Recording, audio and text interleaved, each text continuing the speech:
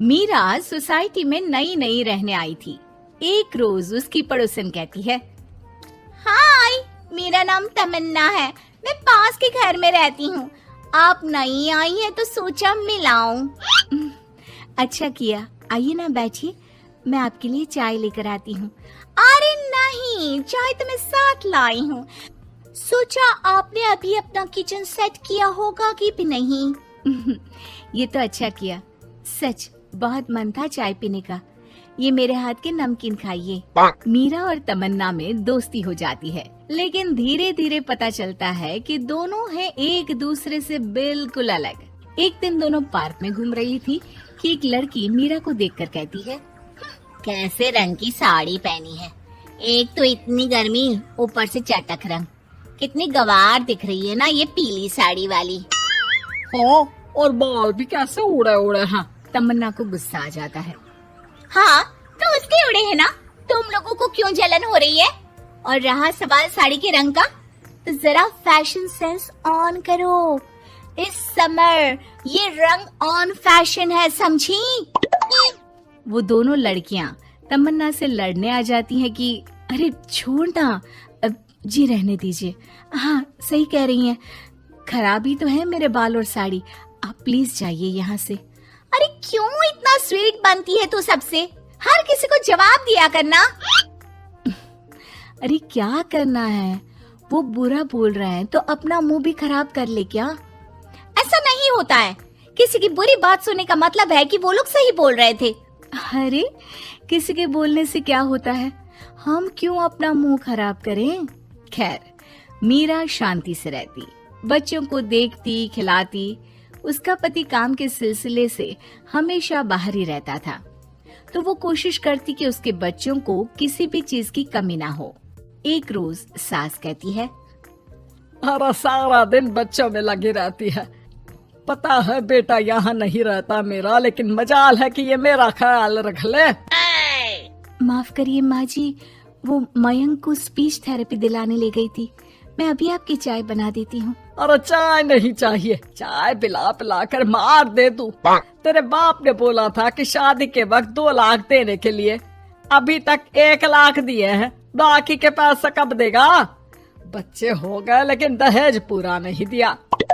माँ जी, वो पैसे उन्होंने मयंक के पापा को बिजनेस लगाने में जो मदद की थी ना, उसमें दे दिए थे। अरे वाह जी वाह, उसमें तो देना ही पड़ेगा ना, वो तो अलग से पैसे थे। तू रोज खाती है पीती है, उसके पैसे कहाँ से आएंगे? और ये तेरे बच्चे। तभी मीरा को गुस्सा आ जाता है। वो सास को आंख दिखाती है और सास कुछ सोचकर वहाँ से निकल जाती है। तभी वहाँ मीरा की दोस्त आ जाती है। क्या कह रही थी? कौन से पैसे ले लिए तेरे पापा ने? मीरा मुस्कुरा देती है।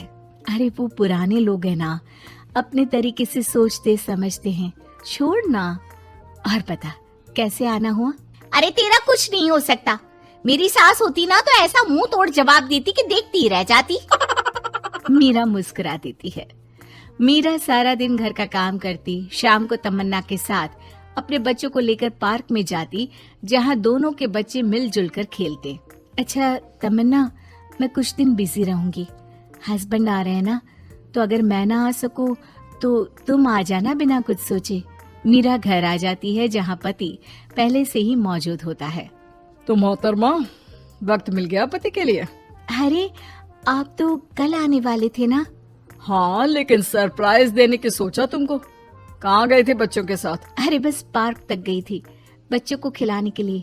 वैसे अगर आपने सरप्राइज नहीं दिया होता तो मैं कुछ स्पेशल बनाती आपके लिए। अरे तुम्हारे हाथ की तो सिंपल दाल भी स्पेशल होती है। कुछ भी बना लो मीरा।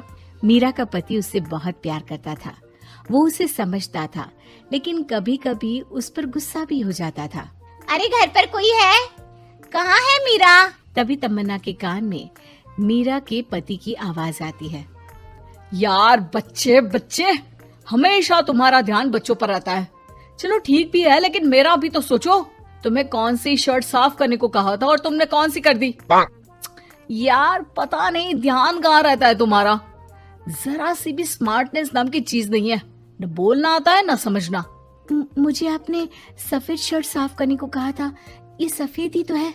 अरे पागल औरत, मुंह से सफेद निकल गया होगा, ये नीली करनी थी।